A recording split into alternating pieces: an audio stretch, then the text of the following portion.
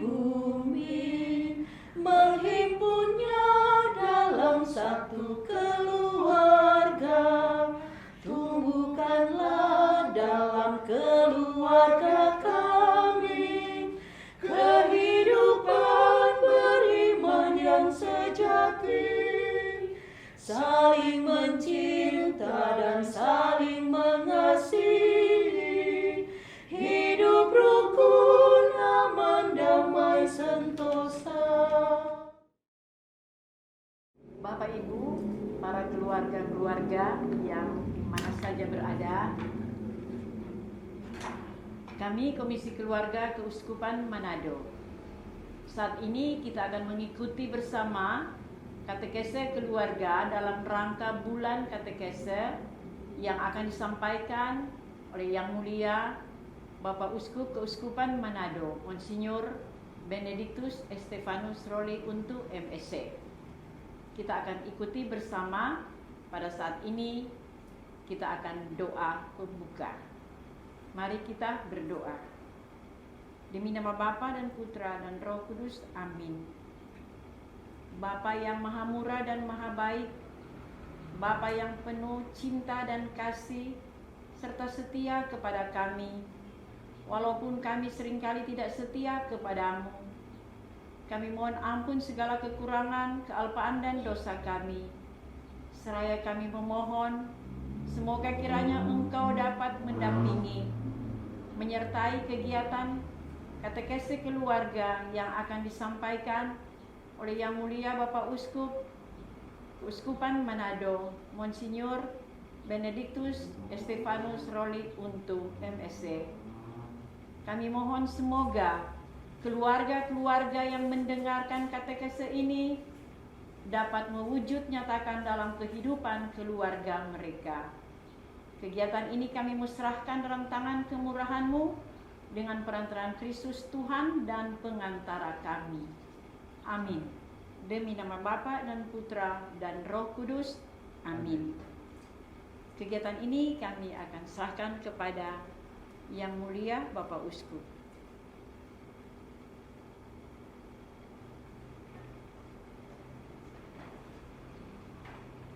Terima kasih saya ucapkan kepada Ibu Sylvie Rumampu sebagai Ketua Komisi Keluarga Keuskupan Manado yang memfasilitasi gerakan dari KWI, Konferensi Wali Gereja Uskup Indonesia, untuk membantu kita mengisi bulan keluarga dengan katekese keluarga. Saudara-saudara yang terkasih, keluarga dibentuk oleh perkawinan antara laki-laki dan perempuan.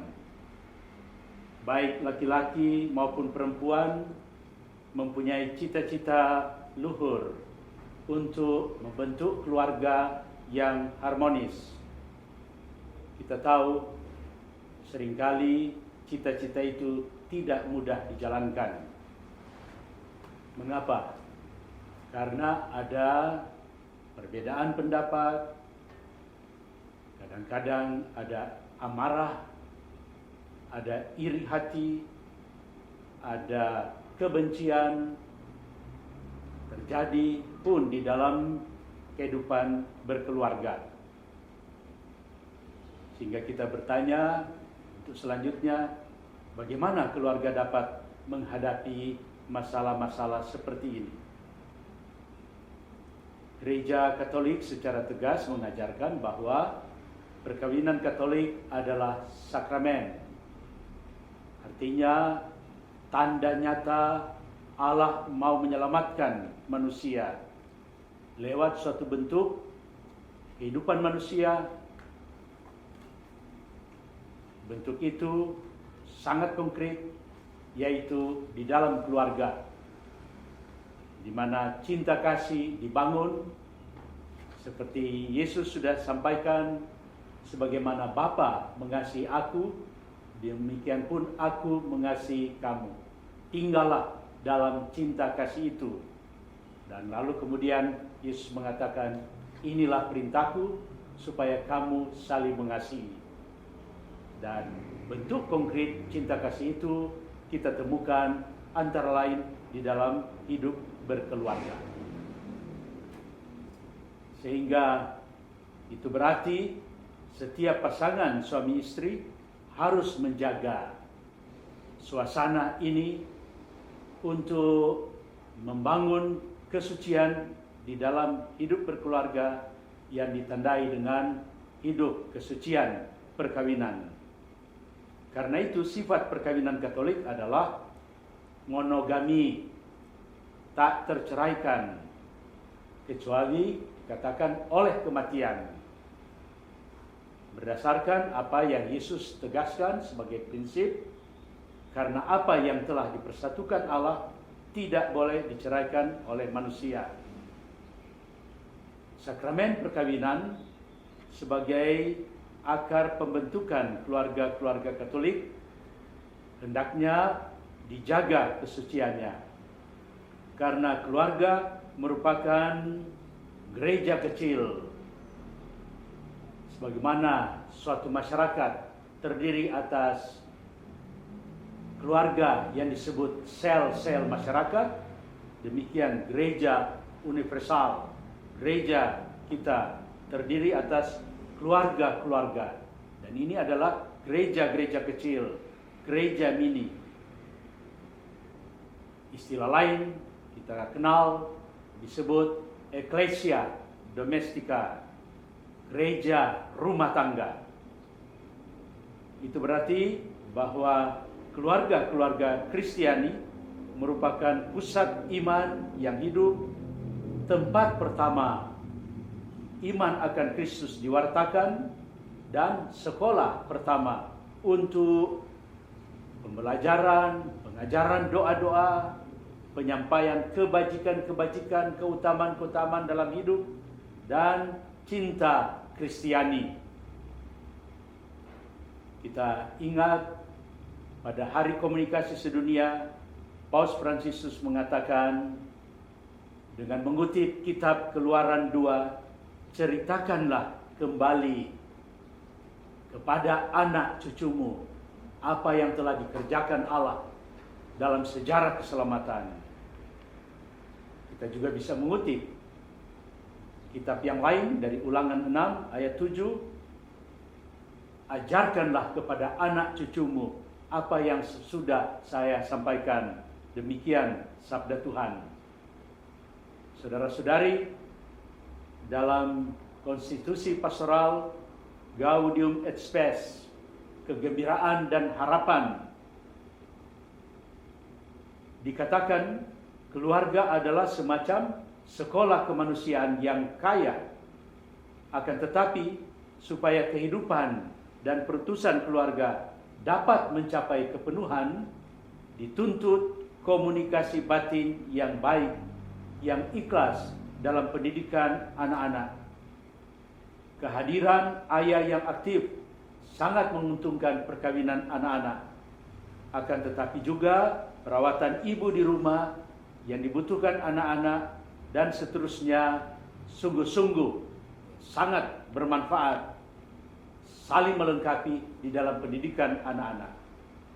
Karena itu di dalam pedoman pastoral keluarga yang dikeluarkan oleh Majelis Wali Gereja Indonesia tahun 75, dikatakan kita makin mengisafi bahwa perkawinan itu adalah persekutuan cinta antara pria dan wanita yang secara sadar dan bebas menyerahkan diri beserta segala kemampuannya untuk selamanya.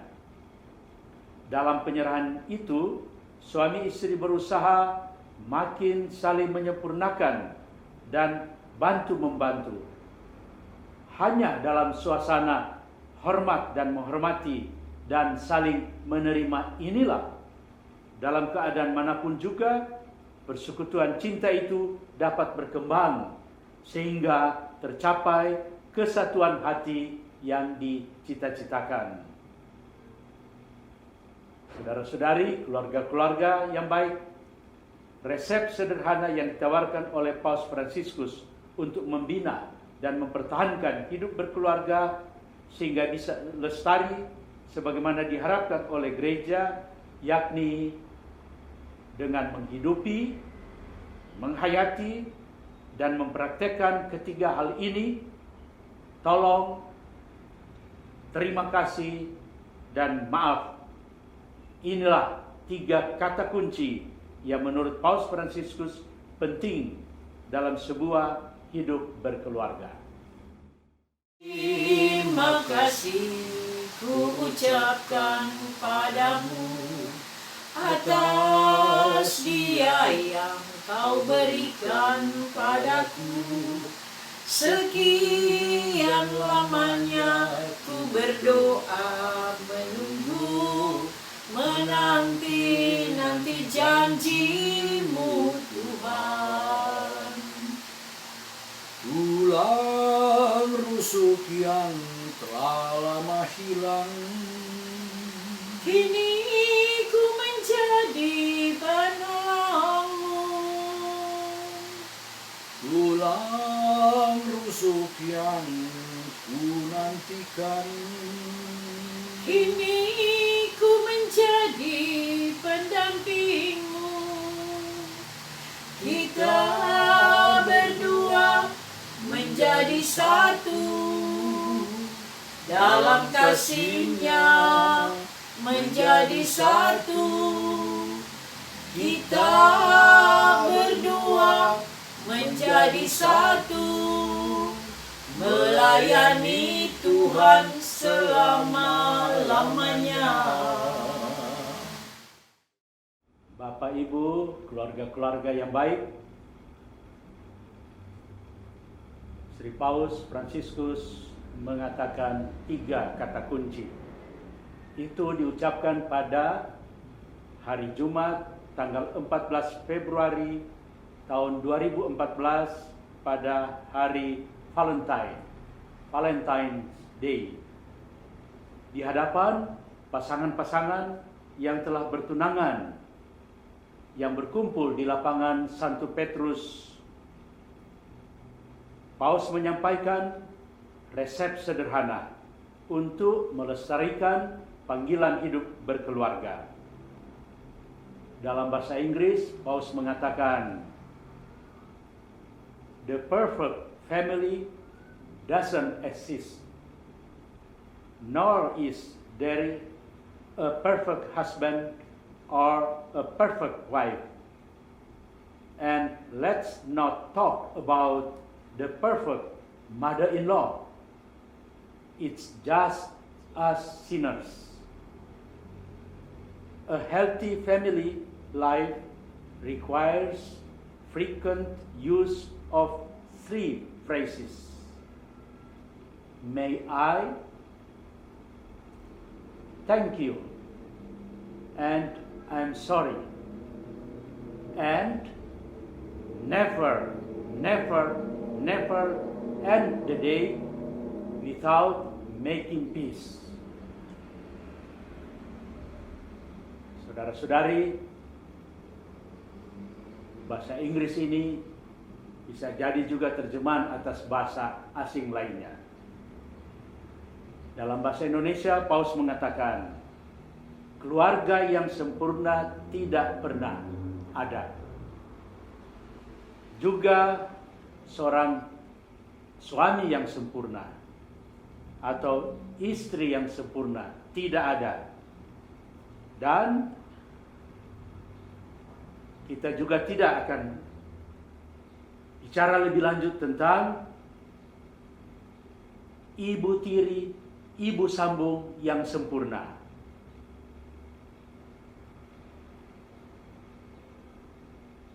Karena kita semua orang-orang berdosa. Keluarga yang sehat kehidupannya membutuhkan seringkali penggunaan 3 frase, kata-kata ungkapan. May I, boleh tolong saya, thank you, terima kasih, dan maaf. dan jangan pernah mengakhiri suatu hari tanpa mengakhirinya dengan damai. Bapak Ibu, keluarga-keluarga yang terkasih, kita mulai dengan tolong, may I. Kata ini mau menunjukkan bahwa kemampuan kita ada batasnya. Atau dengan kata lain, kita bukanlah manusia yang sempurna. Meminta tolong adalah sarana komunikasi yang sangat baik. Ketika kita meminta tolong kepada orang lain, berarti kita percaya bahwa ia mampu membantu. Kata tolong mengungkapkan permohonan izin kita untuk masuk kepada kehidupan yang lain, kehidupan orang lain. Dengan demikian kita menghormati kebebasan orang yang bersangkutan. Kita ingat apa yang Yesus katakan yang direfleksikan oleh Yohanes di dalam kitab Wahyu. Wahyu 3 ayat 20. Lihat, aku berdiri di depan pintu dan mengetuk.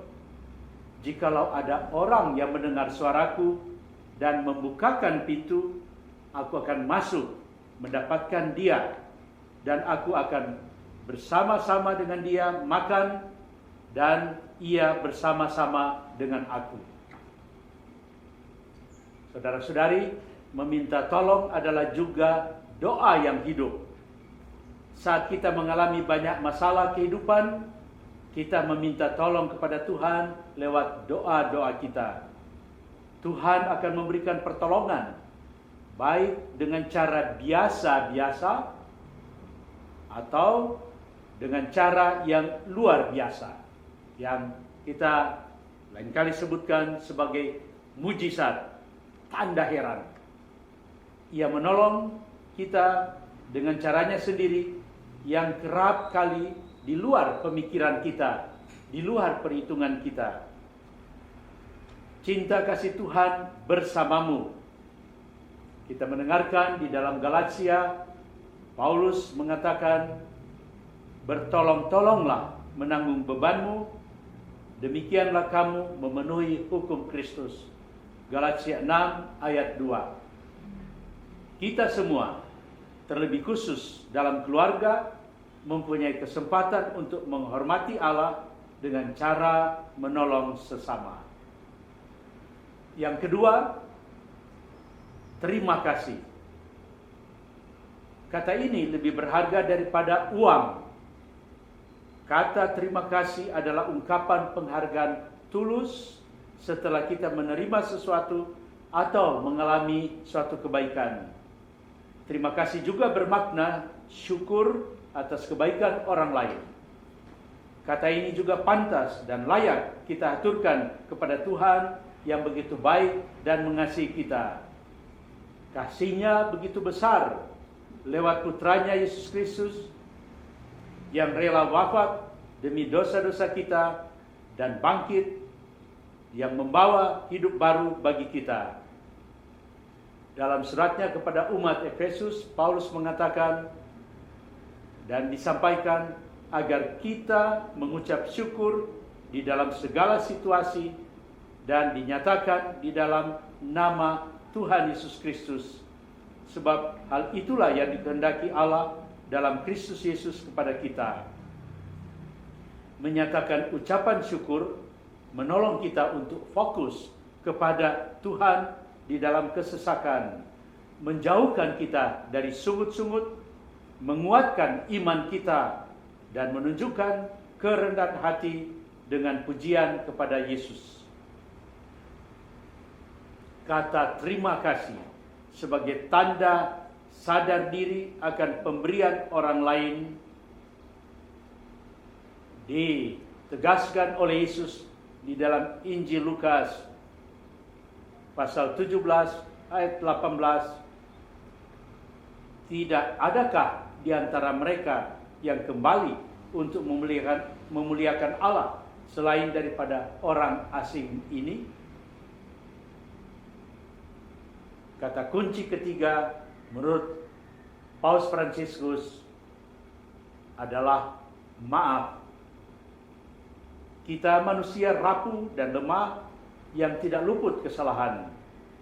Ketika kita meminta maaf, berarti kita mengakui kesalahan dan ingin memperbaikinya. Orang yang tidak mau meminta maaf adalah orang yang angkuh, yang merasa diri paling benar, paling berjasa, dan paling hebat. Meminta maaf dengan tulus berarti menyadari kelemahan dan kekurangan. Ini adalah tanda kedewasaan. Seiring dengan itu, kita juga harus mau dengan ikhlas memaafkan orang yang bersalah. Ini adalah harapan kita ketika kita mendoakan Bapa kami yang Yesus ajarkan kepada kita. Salah satu doa, bagian dari doa Bapa kami, yaitu ampunilah kesalahan kami, seperti kami pun mengampuni orang yang bersalah kepada kami. Kita ingat ketika Petrus bertanya, berapa kali mengampuni? 7 kali kah? Menurut mungkin adat istiadat orang-orang Yahudi, Yesus katakan bukan 7 kali tetapi 70 kali 7 kali. Berarti pengampunan itu tanpa batas. Dalam suratnya kepada umat di Efesus 4 ayat 32, Paulus menegaskan, tetapi hendaklah kamu ramah seorang terhadap yang lain, penuh kasih mesra, dan saling mengampuni, sebagaimana Allah di dalam Kristus telah mengampuni kamu.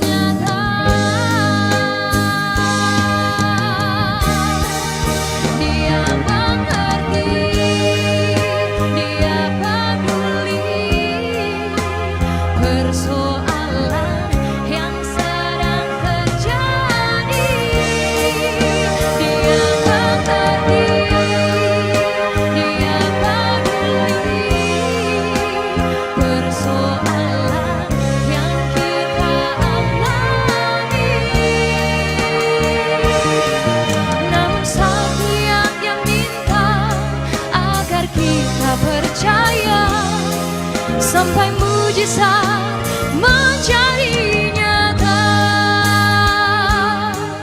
Namun satu yang Dia minta, agar kita percaya sampai mujizat menjadi nyata.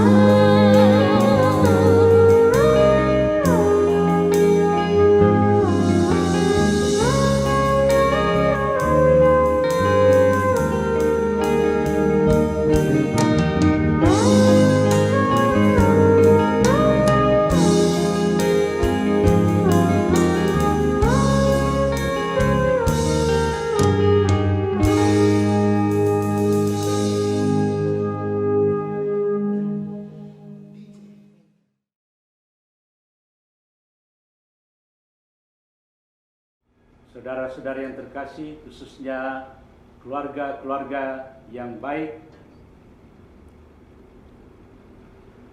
kita ingat kembali apa yang dikatakan oleh Sri Paus di hadapan pasangan-pasangan yang telah bertunangan di lapangan 1 Petrus Vatikan Roma pada tanggal 14 Februari 2014 pada hari Valentine. 3 kata kunci yang Sri Paus sampaikan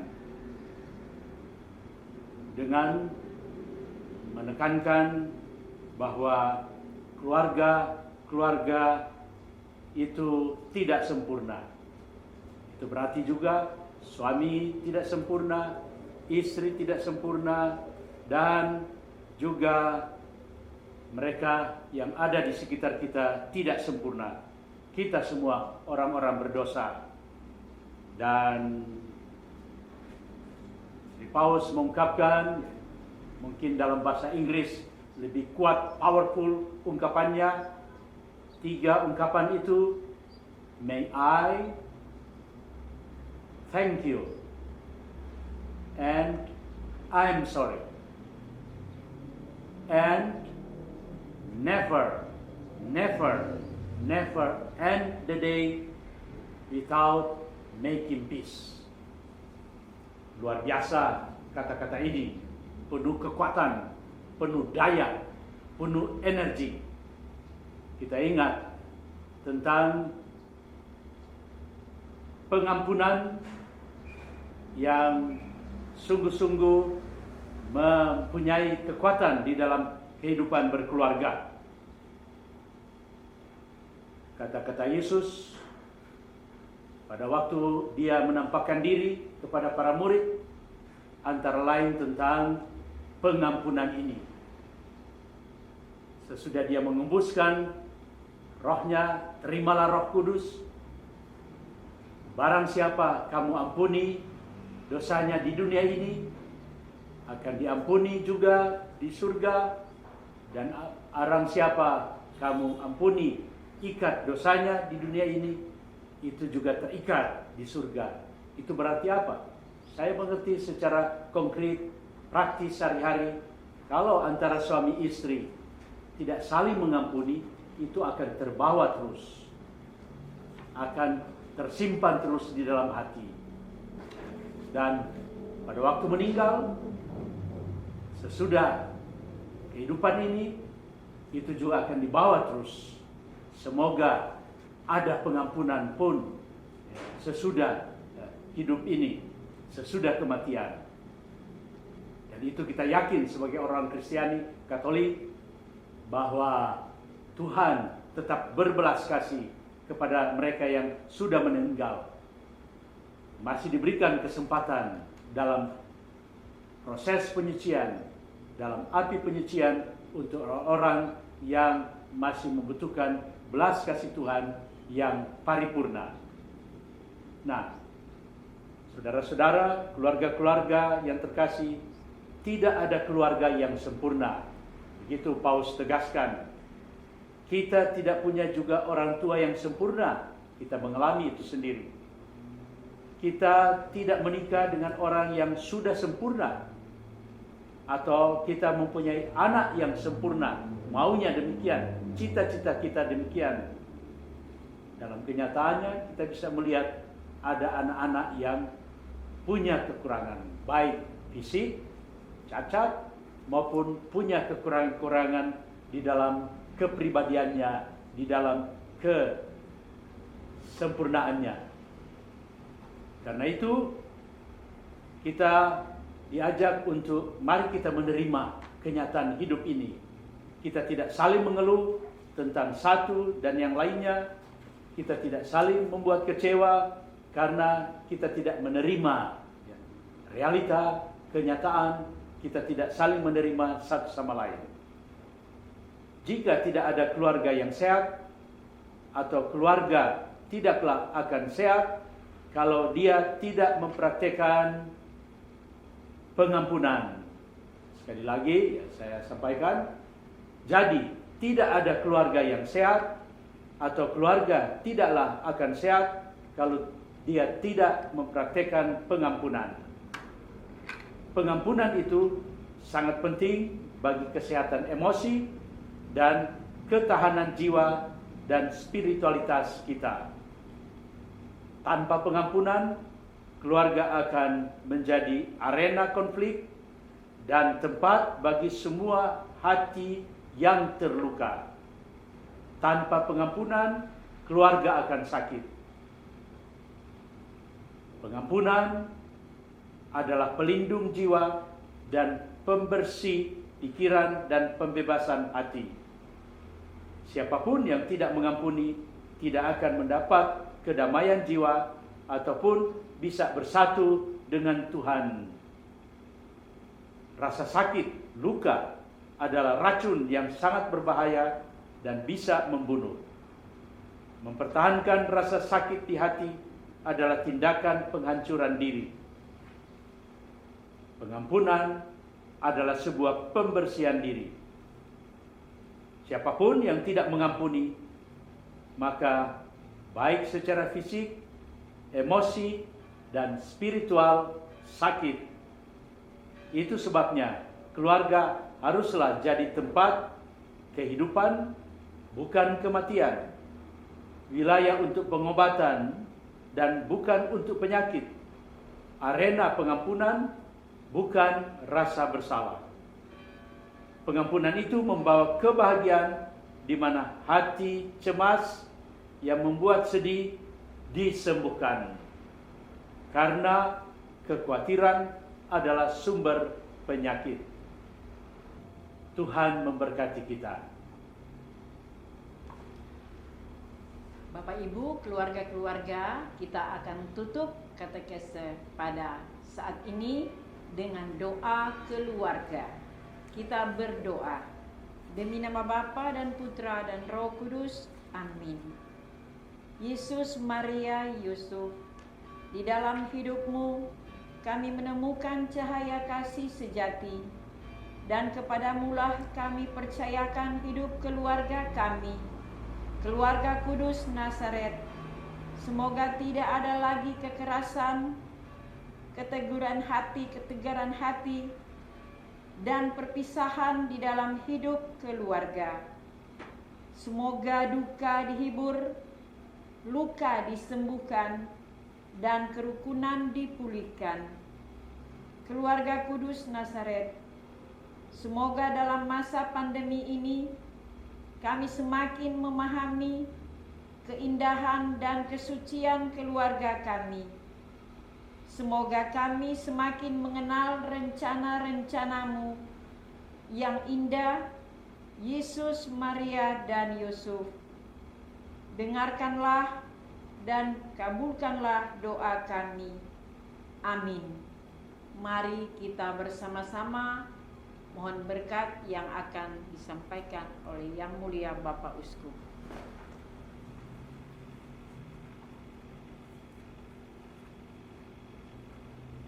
Bapak Ibu, saudara-saudara yang terkasih, khususnya keluarga-keluarga yang baik, mari kita memohon sekali lagi berkat Tuhan untuk kita sekalian, agar keluarga-keluarga kita meneladan keluarga Kudus Nazaret.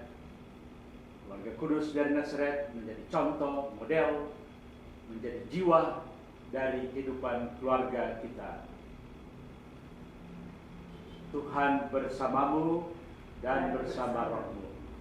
Semoga Allah yang Maha Kuasa dan Pengasih menuntun, membimbing, menjaga, melindungi, dan menyertai keluarga-keluarga saudara-saudari sekalian, Bapa dan Putra dan Roh Kudus. Amin.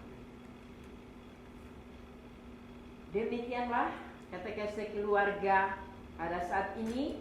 Kami Komisi Keluarga Keuskupan Manado menyampaikan terima kasih kepada Yang Mulia Bapak Uskup Monsinyur Benedictus Estefanus Roli untuk MSc yang sudah memberikan katekese keluarga dalam rangka bulan katekese. Dan terima kasih juga kepada Bapak Ibu keluarga-keluarga yang telah mendengarkan katekese keluarga ini. Semoga apa yang didengar ini dapat bermanfaat dalam kehidupan keluarga dengan 3 kata kunci: tolong, terima kasih, dan maaf. Sampai jumpa, salam sehat. Kita ketemu di situasi dan kegiatan lainnya. Ya Tuhan Allah yang Maha Rahim, Engkaulah Bapa kami semua. Engkau ciptakan insan di bumi, menghimpunnya dalam satu